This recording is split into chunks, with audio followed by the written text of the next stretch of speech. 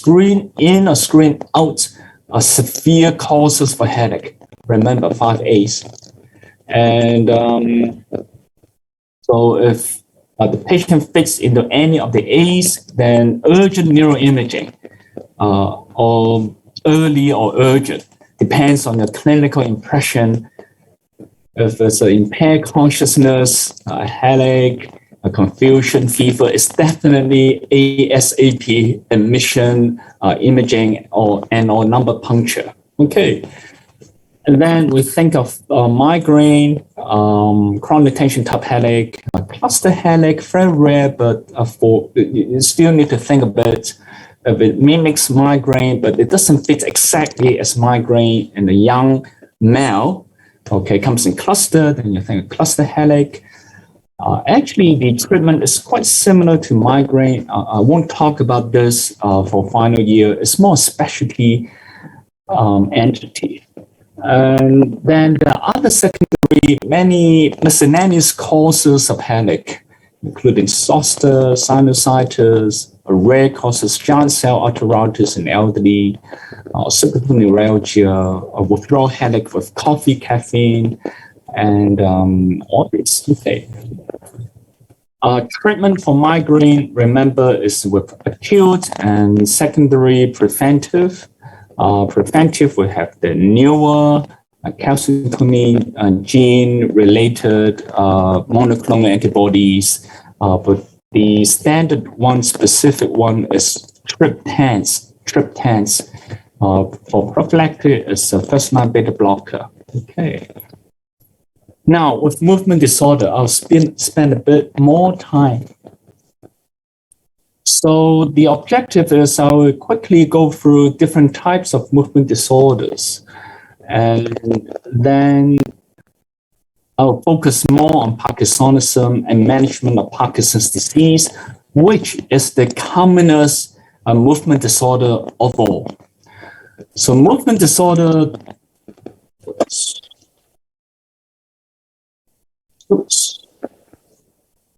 it's a movement disorder simply means a problem with your movements. Okay, so you can actually diagnose the types of movement just by seeing. Okay, no need to check bloods, no need to do neuroimaging. Okay, it's just a clinical diagnosis. So it's very slow. Okay, with a slow resting tremor. Still posture, mask face, then you diagnose this as the Parkinsonian, hypokinetic, a slow type of movement disorder. But if it's a very fast action tremor and it's twitching, it's more active dystonia, and even a dancing like chorea or myoclonus, sudden electrical shock, sudden, okay? Then it's a fast hyperkinetic movement disorder.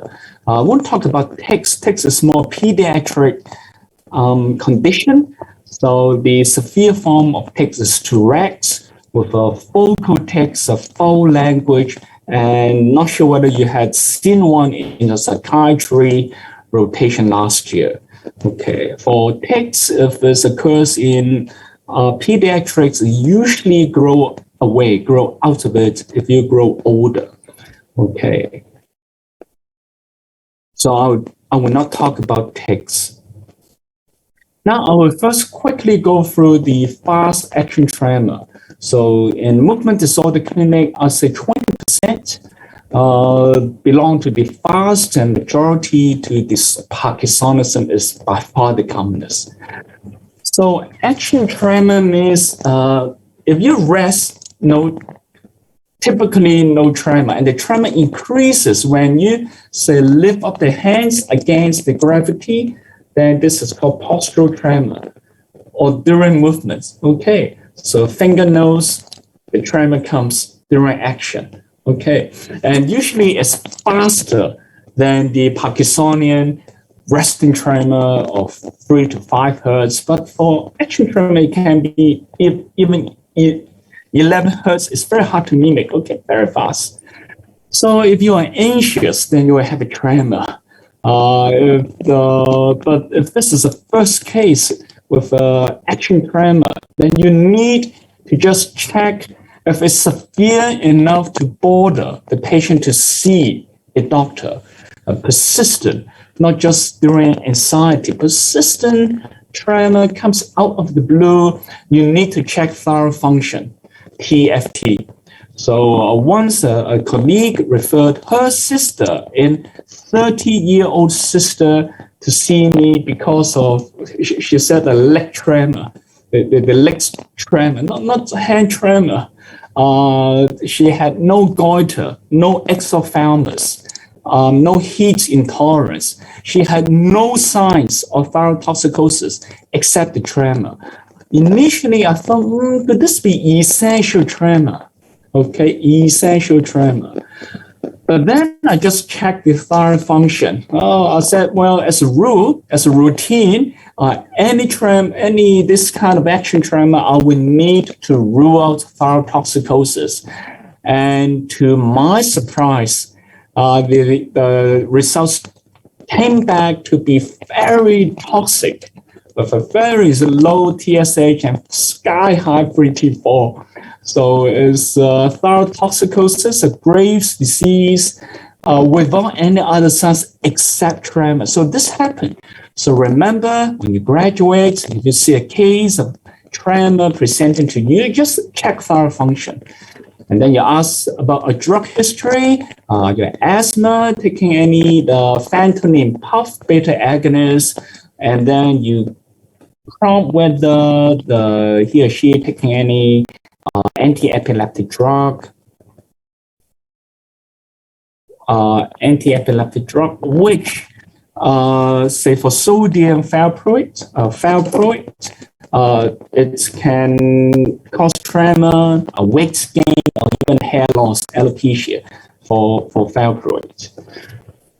Okay, now I come to essential tremor. Essential tremor is spontaneous, kind of sporadic. The MRI brain is normal, not drug related. You rule out everything. So it just comes naturally. It affects the 30 to 40-year-old. It may affect the voice as well, commonly with family history, and 50% may have a family history. And the hands, the head may have keep nodding. It's a yes tremor. No tremor is more cervical dystonia, twitching. Okay, but for the essential tremor is yes tremor. Okay, the direction is nodding, yes titubation. And the treatment similar to migraine, first line propranolol, beta blocker. Okay, and then very rarely. For essential tremor, it's quite a benign tremor. It doesn't appear like Parkinson. The tremor will evolve, and for Parkinson's disease, I will talk later, many other problems. But for essential tremor, is purely a motor, no non-motor. It would not affect cognition. It's purely tremor, and then if it's very rarely the patient is motivated to pursue a surgical intervention, a thalamic deep brain stimulation. Okay, we in Hong Kong, in our center, we did few cases of essential tremor in the 50s for decades of essential tremor, very disabling, cannot use chopsticks, writing, keyboard, nothing. So very disabling. Then we will consider, despite medication, then we'll consider it is very effective. Okay, very effective. Well, once we turn on the stimulation, the tremor can be suppressed 80%. Well, we also label cerebellar tremor as an action tremor because if you rest, then there's some tremor, but if you do the pass pointing, it will be even worse, okay? Ataxic, note that for ataxia, cerebellar tremor, the amplitude and frequency is not regular. For the essential tremor, or the thyrotoxic tremor, the amplitude, the amplitude and the frequency, the hertz and the amplitude is quite constant. But for the cerebellar tremor, it's not like this. The speed, the rhythm, the amplitude, it varies. This is cerebellar tremor. Okay, it can be psychogenic as well. Okay, so it can be functional. Dystonia is a sustained muscle contraction. Although it's sustained, it's frequently some sustained posture and then sometimes with some twitch. Okay, a repetitive. Because of this sustained contraction, it will pull the muscle and the body parts to a certain abnormal posture. Okay, so classical, say for So Wei, So Wei is a Paralympic gold medalist. He had this dystonia. He had cerebral palsy because it can be a birth injury, a jaundice, neonatal jaundice, not treated, or other whatever birth injury can give rise to a cerebral palsy. Okay, it depends on which muscle involved. If it affects the cervical muscles like this, if at the back, it can be retrocolors at the back. If it affects the hand, it can be like twisting. Okay, so this is dystonia. So cerebral palsy is a secondary dystonia. So it is a known cause, and drugs can give rise. So such as essential tremor, we have action tremor. We have the puff and the evaporate. For dystonia, a neuroleptic, a haloperidol. First or even second generation neuroleptics may cause this dystonia. We describe this as tardive. Tardive means delayed onset. Most drug side effects occur immediately after the first or second dose. But for neuroleptic-induced movement disorder, you need to take for few months or years. So, and then this movement disorder happens. So this is tardive, delayed. It's a delay. It's not the antibiotic or the drug rash happen shortly afterwards. No, okay? So it's a delayed onset, tardive. So if you had, don't know whether in your psychiatry rotation, you saw some young schizophrenic patient with dystonia or this. Okay. For Parkinson's disease, more advanced, the patient may have off, and off. The patient may have dystonic toes or even hands, dystonic posture. So it's off. Usually, the Parkinson's symptoms will appear again. But sometimes it's off stage. The patient will develop dystonia, commonly affecting the big toe. Okay, the big toe extend upwards, painful. So for your information, dystonia not only with abnormal posture, contraction, and many times associated with pain as well. Okay. Infections, Jab B encephalitis can affect the basal ganglia, leaving a residue and neurological sequelae of dystonia of the limbs. Again, it can be psychogenic. Okay. For primary dystonia, just like primary essential tremor, we have a disease just comes out. It can be genetic, say in children. We call this DYT1 dystonia. It's a generalized start from the legs and then spread generalized in the children. So without birth injury, without drugs, and MRI normal. Okay. Same for primary dystonia, all the MRI brain looks normal. Okay, if in an adult, it's usually more focal and the child is more generalized. For adults, it can be blepharospasm. Okay, So it's a orbicularis oculi muscle. So the disease affects the orbicularis oculi muscle and is sustained contractions in the sense that if it's severe, you could not really open your eyes, making you blind. So we call this functional blindness. So the patient with this more anxious, more severe contraction, and when he goes out, he cannot cross the street, across the road, okay, because he cannot see. Can be disabling. If it affects the sternocleidomastoid trapezius, then the patient will have different posture, depends on which muscle it is involved. You might have heard of writer's cramp. So whenever the patient writes, dystonia happens, say in the flexor muscles. Okay, so we have musicians dystonia. I have friends who are professional musicians, violin. Then because of repetitive use causing dystonia of the fingers. So without using chopsticks, it's okay, but whenever the patient just try to play violin, dystonia happen. So he cannot really move. Fixed, sustained contraction of the fingers flexor movement. Okay, many times we can try botulinum toxin injection to the flexor muscles. Okay, so for this, we try botulinum toxin injection to the affected muscles. The smaller the muscles, the more effective will be the botulinum toxin. The other causes for dystonia are much rare.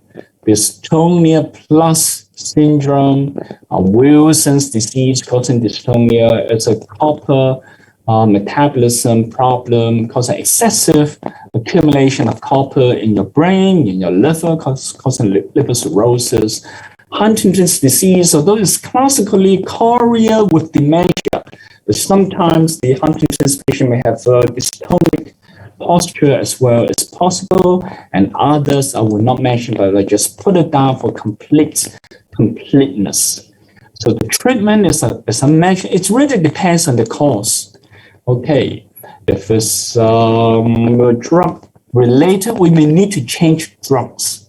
Okay, but if it's a primary or cerebral palsy related dystonia, then we can consider symptomatic intervention, botulinum toxin injection. This to me is usually the first line. There are drugs that may reduce. Tetrabenazine is a dopamine depleting agent. So it depletes dopamine. So if you have no dopamine, then you become slow. So because dystonia is a hyperkinetic, there's a more action, more. So we need to reduce the action. So we deplete the dopamine. So it may have some cervical dystonia and some writer's cramp. It may help a bit. So we can try tetrabenazine. Anticholinergic, not very helpful, but we can try. It's useful for me. Experience is a children generalized dystonia. We can try anticholinergic. Clonazepam is more for the spasm problem of the dystonia. And very rarely we will do deep brain stimulation to modulate the basal ganglia circuit. So different to Parkinson's disease, PD will stimulate the subthalamic nucleus. For dystonia, we stimulate the globus pallidus. So it's a pallidal DBS. We did quite a few of pallidal DBS for the tardive generalized dystonia. So almost all not all, but most majority of the dystonia cases belong to the tardive cases. Because the tardive cases, even if you withdraw all the neuroleptics, the dystonia will persist permanently. And sometimes the dystonia can be generalized, disabling. Patient cannot swallow, cannot walk. So very disabling dystonic posture. So DBS can be very effective. Okay, 80% control of all the dystonia. Some cases of primary dystonia of the neck, we may also consider DBS, especially if it doesn't help by botulinum toxin injection or tetrabenazine. We may consider, we did very few for your information.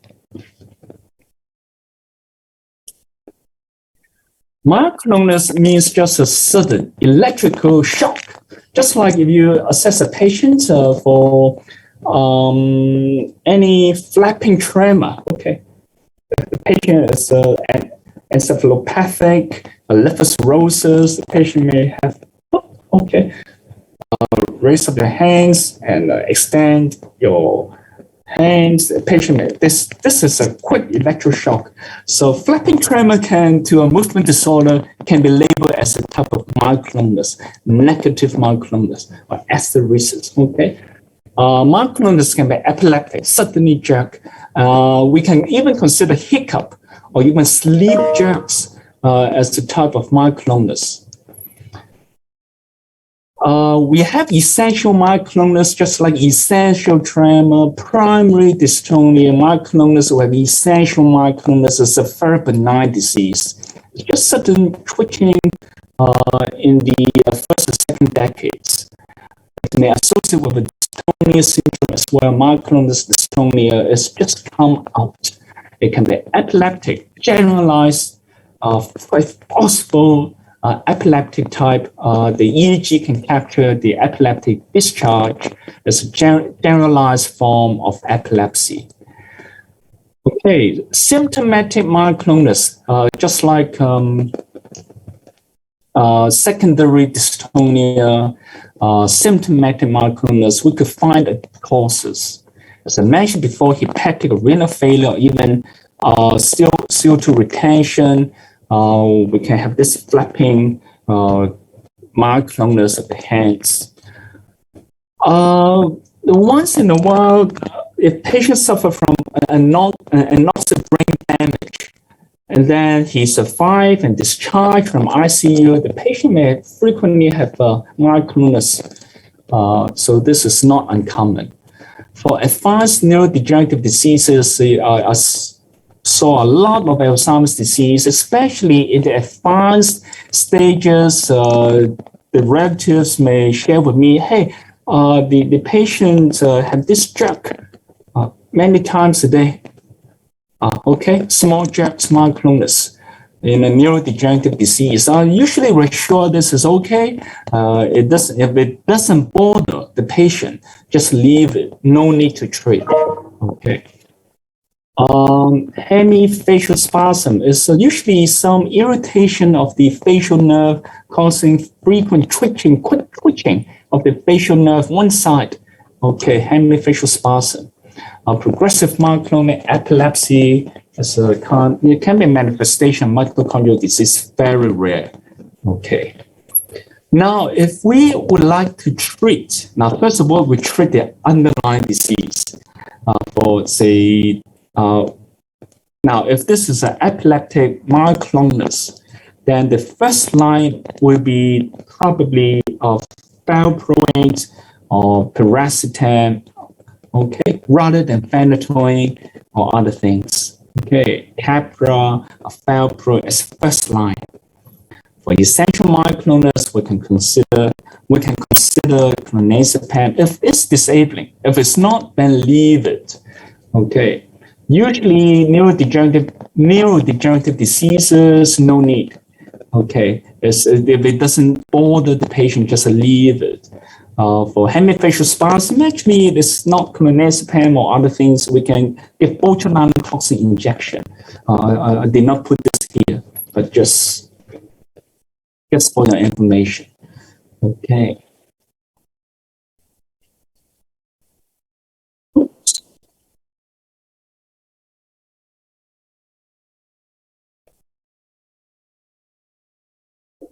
Sorry, I skipped this. Now, we have this chorea is a dancing. Bolism is a extreme, very severe flinging. Athetosis is the mildest form of chorea. It's a more proximal, swinging, writhing movement. Okay, so many times a patient may have this spectrum. Say, if you are lucky enough to attend our neurology grand round, attend neurology ward in ASU, once in a while we may take in acute stroke units with elderly with acute onset of hemiballismus, very wild flinging, and then after a few hours, a few days, it turns into a chorea. Okay, and then a few months later, it becomes an athetosis. Okay. So the same patient may have this spectrum of very wild flinging, ballismus to chorea, and then to athetosis.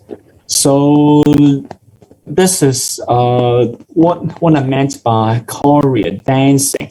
Okay, rhythm. Okay, it's not the tremor, not the sudden jerk myoclonus, not the more sustained and normal fixed posture of dystonia. So this is really like dancing. Okay, that cause, first of all, it can be drugs. I mentioned many drugs can cause different kinds of movement disorder. Neuroleptic can cause neuroleptic tardive dystonia, but it can even more common, it causes the oral, buccal, lingual dyskinesia. Lip smacking.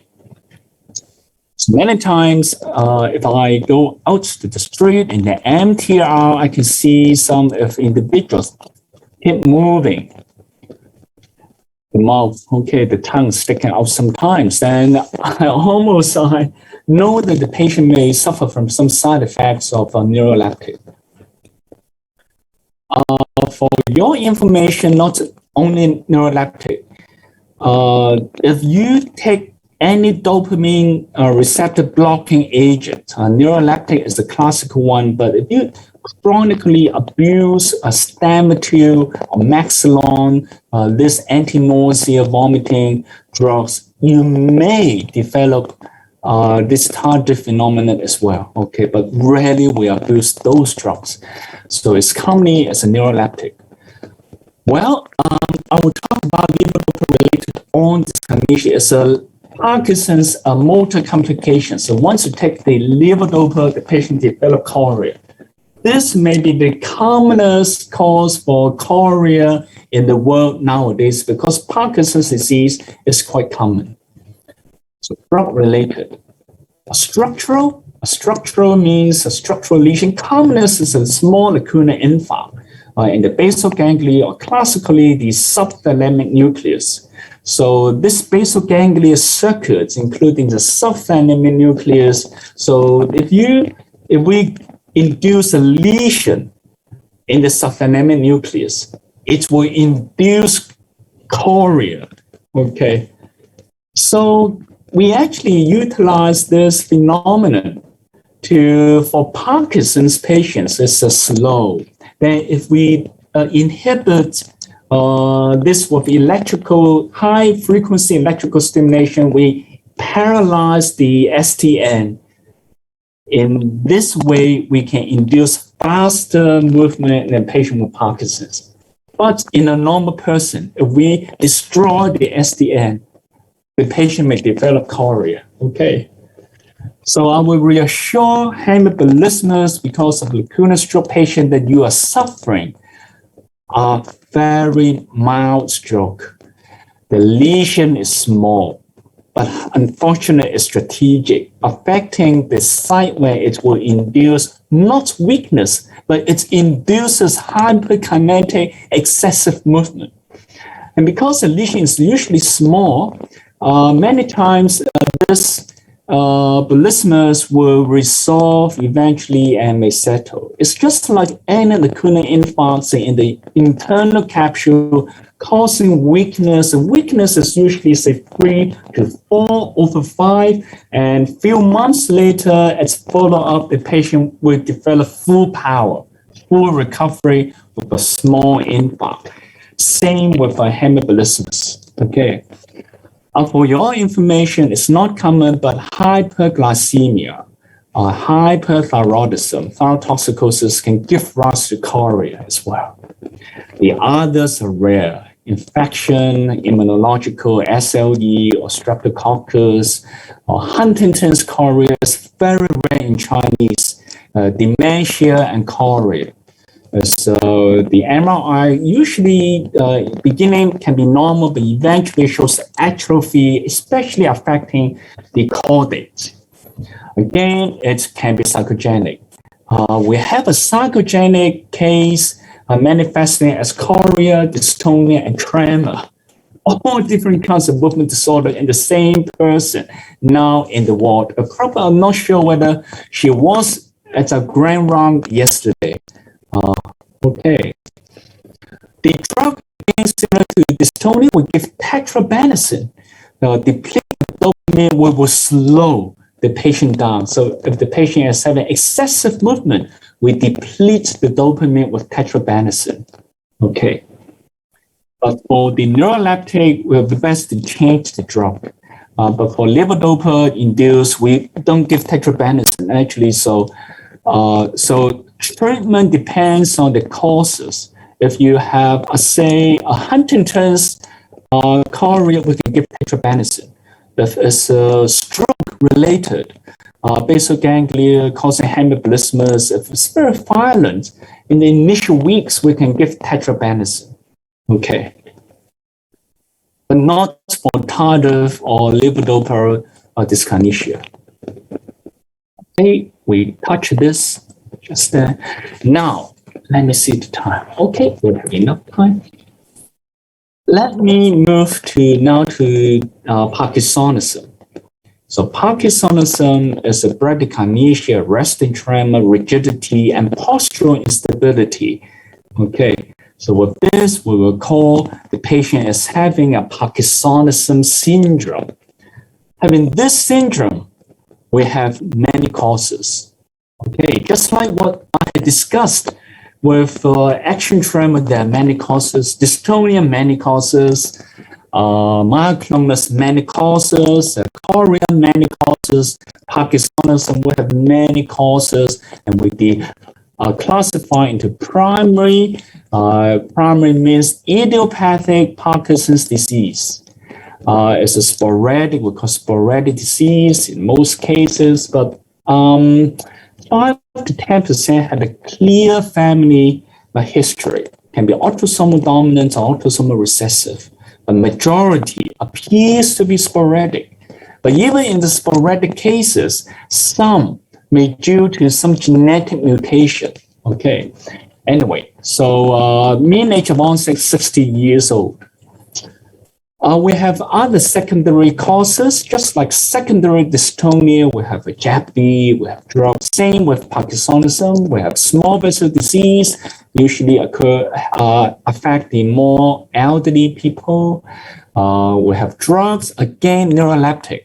But remember, for neuroleptic Parkinsonism, do not use the word tardive. It's not tardive, okay? So it can happen very shortly after the use of a neuroleptic or prochlorperazine, Stamitil, or metoclopramide, anti-nausea, anti-dizziness drugs. It can happen shortly after its use, a high dose, a high risk of Parkinsonism. But once we remove all these drugs, the Parkinsonism can resolve 100%. This is different to tardive phenomenon. Tardive, if you stop it, it will persist. Remember. Okay, so drugs, normal pressure hydrocephalus, large and large ventricle will have a triad of dementia, gait apraxia, mimicking a Parkinsonian shuffling gait, and urinary incontinence. Okay. Poisoning with carbon monoxide, poisoning, seal horn, manganese, industry, and all this will damage, say, the basal ganglia, causing a Parkinsonian syndrome. Again, JAB-B and capsulitis can give rise to different forms of movement disorder, including Parkinsonism and dystonia. Pseudo depression can, if you're very depressed, you appear to be very slow, okay, in thoughts and actions, sometimes mimicking a Parkinsonian patient as well. Okay, Parkinson plus syndrome is less common than idiopathic PD. There can be multiple system atrophy, PSP, or dementia of Lewy bodies. These are just three. There are other types. Did not put down cortical basal degeneration, much less rare. But these three you need to know. All this Parkinson plus means the degeneration not only affects the substantia nigra, but also other brain regions such as the cerebellum, the autonomic functions, and the pyramidal tract. So the MSA will have a Parkinsonism plus a postural BP drop, a urinary incontinence, a cerebellar syndrome, and may have a brisk jerks as well.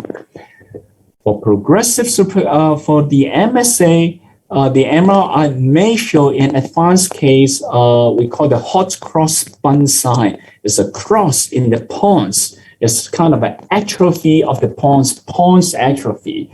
And you will not find this in idiopathic PD. For progressive supranuclear palsy, we just had a case last week admitted with recurrent fall, Parkinsonism, and the eye just there, could not move up, could not move down, but could move horizontally, but without the upper movement. So it's a mid-brain atrophy on top of some substantia nigra atrophy. So it's because of midbrain control the vertical gaze, then the vertical gaze is impaired with progressive supranuclear palsy. So we call it PSP. The last is Parkinsonism plus dementia, we call dementia with Lewy bodies. Okay, so the Lewy bodies in idiopathic PD locate in the substantia nigra initially and will spread over decades to the brain and may cause dementia. So PDD, but for dementia with Lewy bodies, this disease is a more fulminant form, aggressive form of PD or Lewy bodies disease, that the Lewy bodies happen simultaneously at the same time occurring in all regions, in the cortex, in the basal ganglia, and hence manifest as dementia and Parkinsonism occurring at the same time, the same onset. DLB is more difficult to treat. Again, Wilson's disease can manifest as different movement disorder, including Parkinsonism. So psychiatric and liver problems as well. So if it's a young patient with Parkinsonism, then we need to rule out Wilson's. This is the golden rule. Just like for essential tremor, we need to rule out thyrotoxicosis. And for Parkinsonism, for young, we need to rule out Wilson's disease. So this is a Kaiser-Fleischer ring. This is a copperish deposit in the cornea at this iris region. Okay, and so the cornea, so it's copperish. Excessive copper, it's real copper, so it appears like copper color, copperish color, brownish. This is a flare MRI of severe small vessel disease with multiple lacunes here and there. So the patient with vascular risk factors older than a patient with Parkinson's usually, and may usually without tremor. It's a more aconnected, rigid Parkinson's, cognitive slowing, may be demented as well with urinary incontinence. So if the patient had recurrent lacunar stroke, upgoing planters with Parkinsonism, some may have a small resting tremor is possible, but rarely asymmetrical tremor. It affects the leg more than the upper body. For vascular, this we call small vessel disease, vascular Parkinsonism. It affects the leg more. So the patient usually easily early develop a freezing gait, small step. Upper body may appear normal, no tremor. This could be vascular SVD. For your information, Parkinson's disease idiopathic usually affect the upper body first.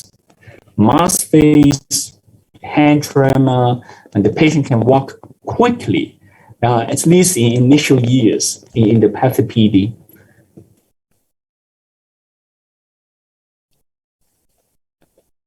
Okay, let's move on to PD. So it's the second commonest neurodegenerative disease. The first is Alzheimer's disease. Our Hong Kong study in the population is 0.186%. But in a simple way, we explain to the patient that it's not uncommon. In older people, 60 years above, 1% will have Parkinson's disease. And we estimate 13,000 PD patients in Hong Kong, and mean age of onset is 15 years earlier than Alzheimer's disease. So it affects a younger subject. So although it's less common than AD, because it affects younger, is the impact, overall impact is much greater to a younger person. Okay, I retire, say at 60, and then I develop Parkinson's. This is bad. But for Alzheimer's, the people can enjoy a decade or more of retirement life and then develop dementia. Okay, the cause is actually multifactorial. If it occurs older, then it's more aging related and environmental related. But if it occurs younger than 50 years old, it probably has a stronger genetic component. So these are some risk factors and environmental factors associated with Parkinson's disease. NPTP is a heroin imperative that we rarely encounter now. Of impure heroin in the old days in the States, that IV drug abusers develop Parkinsonism because of the use of this impure heroin. Okay, rural living, farming, herbicides, pesticide associated with Parkinson's disease, well water drinking, probably because of use of pesticides or herbicides. Okay, so chemicals, exposure, no good for Parkinson's. Education, occupation with less physical demand, like physicians. I've been seeing many doctors who have Parkinson's disease, teachers, okay, highly educated technicians, they have Parkinson's. So smart people have Parkinson's. Caffeine, tea drinking, and smoking protected, but don't ever advise a patient to smoke, anyone to smoke to protect you from Parkinson's, no way. Estrogen. So actually, male 1.5 ratio, 1.5 to 1 ratio. The male is more common than female having Parkinson's disease. So estrogen is a protective factor, but we do not give estrogen to male as a treatment, no. We do more exercise, it's better, and NSAID, some studies. Now, we, over the last few decades, that we managed to find Mendelian monogenetic mutation causing Parkinson's disease family. So now it's PARK1 now to PARK23, okay? But this explains a very small amount of Parkinson's patients. So probably around a third of the familial cases. So 60, 70% of cases still unknown. Familial cases still unknown. Need more studies. but we have known genetic mutation for Parkinson's disease. Similar to Alzheimer's, but Alzheimer's we have less known genetic mutations, it's just 3, but for Parkinson's we have heaps, 20s or more. But we have also other risk factors similar to AD. We have genetic risk factors with the GBA mutations, alpha-synuclein mutation, we call the LAC2 mutation, and MEPT variant mutation, which increase the risk of having Parkinson's disease. And if you carry this genetic variant, not necessary you will develop Parkinson's, but you may have a chance. Okay. So I explained to the patient Parkinson's disease is due to the degeneration, at least in the initial years, that happen predominantly at the substantia nigra. Substantia nigra means black substance. It's at the ear level. It's at the upper part of the midbrain. And in this part, if you cut the brain open, it appears brown, which is normal, but dopamine normal is dark. So that's why the name dark substance. Okay. So this is how I explain. So it's a dopaminergic, it's a black, but in PD it's a degenerate. So the scientists discovered dopamine depletion in PD, obtained the Nobel Prize. Arvid Carlson, he truly deserved, because once we discovered it's a dopamine depletion, then we know that at least we can replace the dopamine in whatever ways to help to improve the symptoms. So this is a landmark discovery in history of Parkinson's disease. And then we have all neurodegenerative diseases have their abnormal proteins causing degeneration. For Alzheimer's, it's amyloid plaques and tangles. For PD, it's Lewy bodies. Lewy is the name of the pathologist, Frederick Lewy. And inside the Lewy bodies, actually, the abnormal proteins is alpha-synuclein. Alpha-synuclein is an abnormal protein. So we are now developing anti-alpha-synuclein drug for Parkinson's disease. Same as for Alzheimer's, it's an anti-amyloid drug for Alzheimer's disease. Oops. Now, so I'll quickly move to the therapies. Still have some time. Now, first I mentioned everything, most of the drugs circle around dopamine. So first of all, levodopa is a precursor of dopamine. So we give this precursor so that it can cross the blood-brain barrier. Okay, and the decarbosylase is to inhibit the destruction of dopamine in the peripheral nervous system, in the peripheral vascular system. COMT inhibitor also inhibit destruction of dopamine, causing more dopamine. Precursor, if we give COMT inhibitor or COMT10, then the urine will be brown. But the standard preparation usually contains 2 drugs, levodopa and the decarbosylase inhibitor, okay, which inhibit decarbosylase, which metabolize dopamine. So this is the strongest drug. Then we have dopamine agonists. In the old days, it's ergot-related bromocriptine. We've never used it anymore for Parkinson's. But when I was 20 years ago, we gave bromocriptine to Parkinson's disease. But long-term use may associate with fibrosis, and all dopamine agonists cause hallucination. Fibrosis in the lung, in the retroperitoneum, in the heart, valvular fibrosis. Okay, no good. So nowadays, everywhere we all use the non-ergot-related dopamine agonists. It's slightly less strong than the levodopa, Cinemax or Medopa. So For non-ergot, it's a side effects, nausea, vomiting, hallucination. We have these compulsive disorders. It's gambling, shopping, even sex, all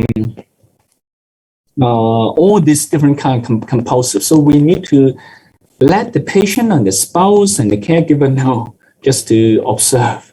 Some play computer games and all this can be compulsive. Drawing hobbies can be compulsive. Okay, so there are different types. We have the oral formulation, ropinirole, pramipexole. The patch formulation, we have ropicotin patch, especially good for those with impaired swallowing. Apomorphine as an injection, as a solid liquid formulation of dopamine agonist. As for more advanced case will suddenly turn off, then we can inject and then it will kick in and start to move again in say 10 minutes. Oh, okay, we have a continuous infusion for apomorphine infusion. It's more for advanced, it's a very specialized. We have it in Hong Kong, but we need to refer patients to Queen Elizabeth Hospital for apomorphine. But the standard oral is the ropinirole pramipexole. Monoamine oxidase B inhibitors is a weakly symptomatic, weak symptomatic effects. The old generation seleginine, the newer one is rasaginine, has less cardiovascular side effects. And we need to be aware that if there is a rare serotonin syndrome that may develop if we take MAOB inhibitors plus serotonin SSRI for depression. So if we use MAOB inhibitors, we need to be very careful that if the patient is on high dose SSRI, we may not use, although in real life, this rare interaction causing serotonin syndrome is not common. So many times I may still use both together. The old drugs is anticholinergic, and metadine also helps weakly symptomatic. Anticholinergic helps tremor, especially, but very side effects can be memory loss, confusion, hallucination, glaucoma, urinary retention, dry mouth, constipation. So a lot of side effects I reserve it usually only for younger subjects. For older subjects, I try to just wean off. Amantadine nowadays also have anti-dyskinetic effects, amantadine, but it has very weak anti-PD effects. So this is the flow chart. Okay, if the patient presents with Parkinsonism syndrome, so whether it's a features typical. So typical means it's usually asymmetrical for idiopathic PD, the right age around 50 to 60, no cerebellar signs, no impaired vertical gaze, not on any drugs that can cause Parkinsonism, is not depressed, no recurrent strokes. Okay. If in case a patient has atypical signs, then we may need to do an MRI if you suspect there's an MSA or PSP. We can pick up some the hot cross-bun sign or the midbrain atrophy for PSP.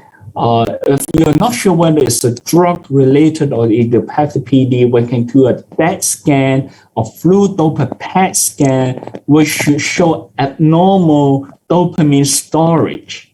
Okay, in idiopathic PD, but for drugs related, it's normal. Okay, sometimes if you cannot tell whether it's essential tremor or Parkinsonian tremor,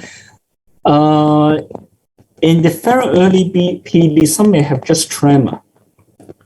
Without bradykinesia, you're not sure whether it's essential tremor or it's Parkinsonian tremor.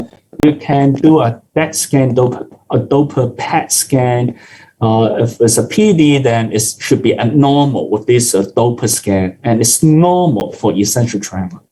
Anyway, we can consider if it's a typical for PD, classical, one side asymmetrical, and no other atypical features, no dementia, no postural problems, no cerebellar signs, no gaze problem.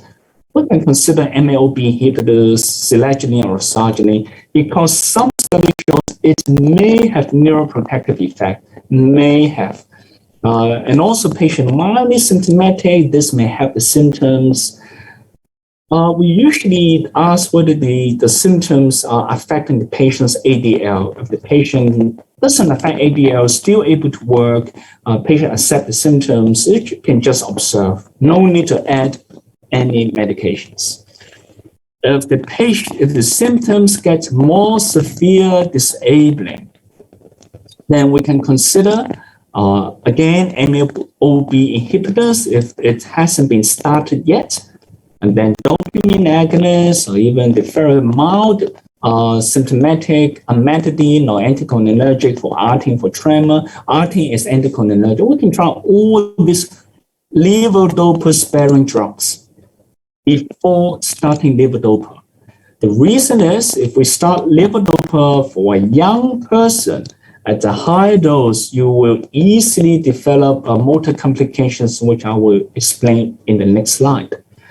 Okay, if you diagnose PD at an older age, then it's less worry with motor complications, and we can start levodopa straight away. And more is because artane dopamine agonists have more side effects in older person. Okay, so that's a rationale why for older persons, we can consider levodopa straight away. Overall, for Parkinson's patients, we ask about side effects, any motor complications I will talk about in the next slide, how it affects your ADL, can you walk, can you dress, can you shower, can you do your own hygiene, can you feed yourself, can you dress up yourself, okay. So if everything is independent and it's good, no urgency to start medication. You can also ask about non-motor complications, cognitive impairment, choking, you ask about any fall, all this, okay. Non-motor can be sleep, REM sleep behavior disorders, sensory symptoms, mood problems. Okay, I think I have a slide on non-motor. Okay, yes, I have a slide on non-motor.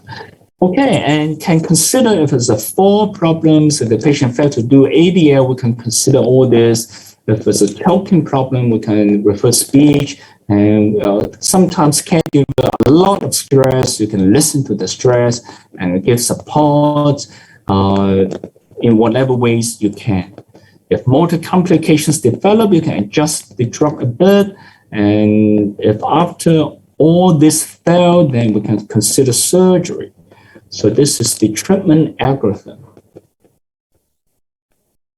Now, what I meant by motor complication is, if in the first 3 to 5 years, if you give dopamine agonist daily dose or cinemat medopa, that is a levodopa BD dose, the effect is very smooth throughout the day, no wearing off. Sometimes even if you miss a drug a certain day, no wearing off at all.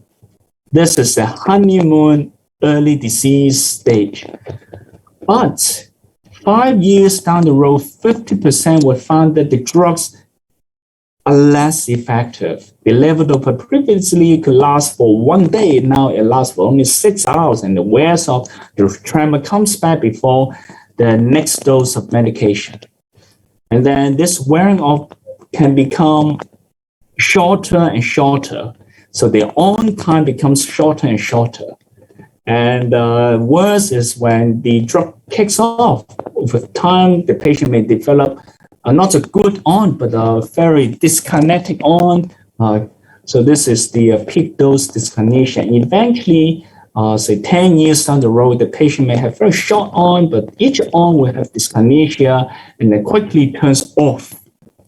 And then need another dose, turn off on, but then it's dyskinesia, sweats all through, and then 1 hour later, off. Okay, so at this stage, we can consider deep brain stimulation.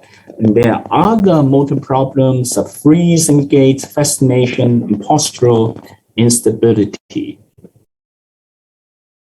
This is an apomorphine infusion pump subcutaneously in the abdomen. It's very discomfort actually to some patients. During the daytime and night, we remove. In the morning, we put the needle in again, just like an insulin pump. Okay, not commonly used in Hong Kong, but we have this gadget. In Australia, they have this levodopa intestinal gel infusion. We do a PEG kind of thing, and we can levodopa can be in a gel form. We do not have this in Hong Kong. Very expensive. And then there's a pump again, which can the levodopa gel can slowly infuse directly, continuously into your stomach. And this will help to smooth out the swing, high swing up and down, high swing up and down. Okay, so in some countries, DBS is not as common. They will do this levodopa intestinal gel infusion. But in Hong Kong, we've been doing this since 1997, DBS. So these are the indications. But for older patients with already dementia or Parkinson plus syndrome, it's contraindication. Okay, we published a 12 years experience a while ago, and we usually the electrodes stimulate the subthalamic nucleus, STN. And this, I explained to the patient, is kind of a pacemaker, but not to your heart, to your brain. Although the name is stimulate, but the actual effects of the high frequency stimulation is inhibit the nucleus, so paralyze that nucleus. So high frequency stimulation actually paralyzes the subthalamic nucleus. So apart from motor, we have this all non-motor things, loss of smell, fatigue, constipation, impotence, blurred vision, speech, swallowing, and REM sleep behavior disorders, depression, hallucination, commonly is drug-related, and at the end, dementia.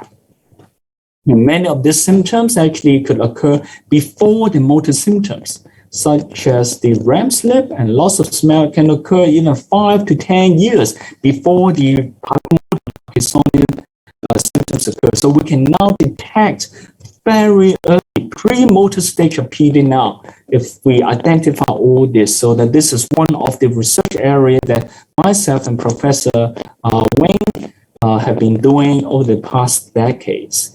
Detection of preclinical PD. Oops. For our last slide, PD patients need a lot of encouragement. They are able to manifest strong placebo effects. So this is a study that's in a clinical trial, placebo-controlled trial, that even a patient receives a placebo, but if the patient believes that the placebo is helping him, and this is an expensive, great drug, however, it's a placebo, but the placebo is still able to actually enable the brain to release dopamine and improve the symptoms. Okay, so that means that the patient feels positive. A Parkinson patient feels positive, his symptoms will be less. If he's depressed, if he is scolded by the doctor, blamed by the caregiver, then the symptoms will increase. So always listen to the patient, give a lot of support, encouragement, and give hope to the patient. Okay, I end here.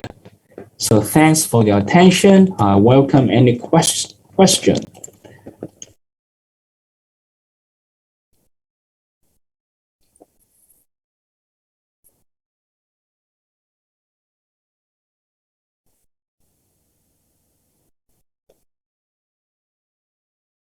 Okay, very good question. If in an elderly patient, if the symptoms are very mild symptoms, slightly affecting the ADL, but not a lot, we can consider MAOB inhibitor, because MAOB inhibitor on its own has symptomatic effects.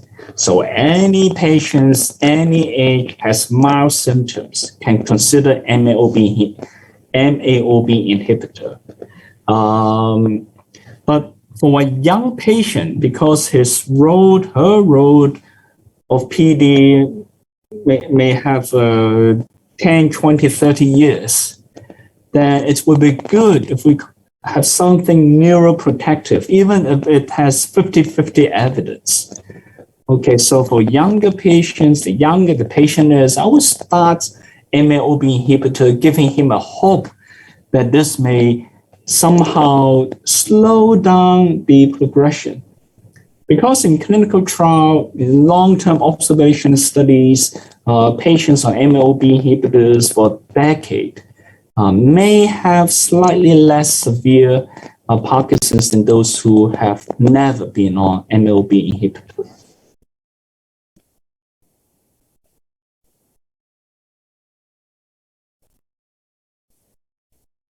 Okay, I think I have answered the question. So for older patient, I will not be that concerned whether I give or not. If the older patient is disabling, I will start levodopa straight away. It's okay. Okay, thanks for the question. Any other question? Thanks.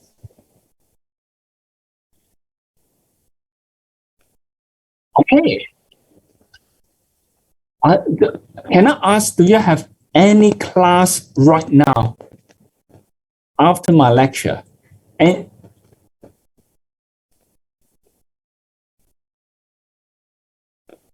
no. If no, maybe if you have time,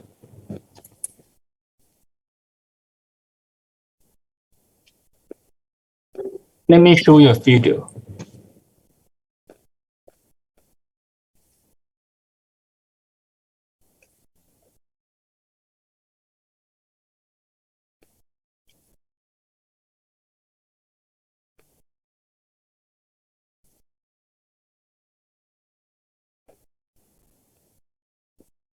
So this is a Parkinson's man, just show just to play safe in case someone hasn't seen a patient with Parkinson's. This is classical, mask face, asymmetrical. One side more severe than the other side. It's resting tremor. Okay, so this is resting tremor.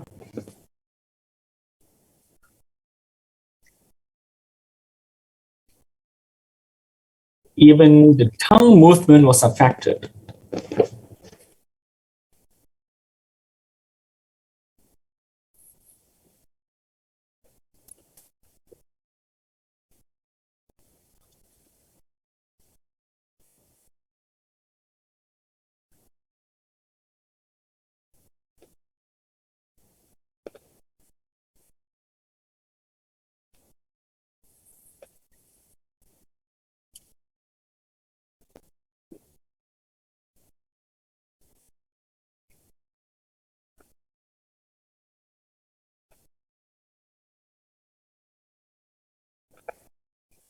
Okay, very reduced amplitude.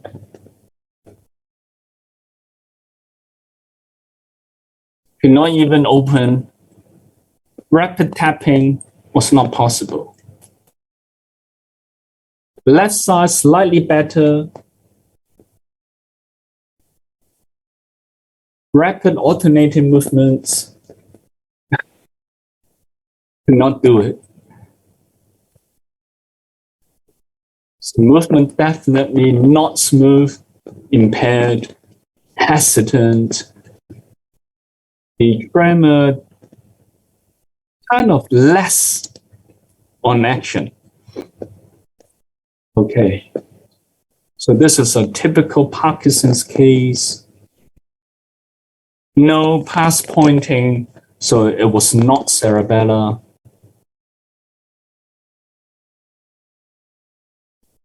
Rapid tapping of the hue test for whether the patient was bradykinetic amplitude reduced, not smooth.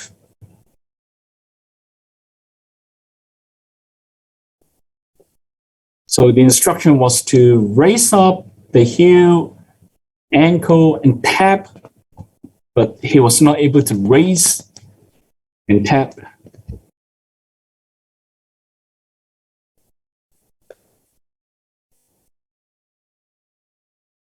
So a bit of effort in standing up, he could still do it. This is to test the mobility of the trunk muscles.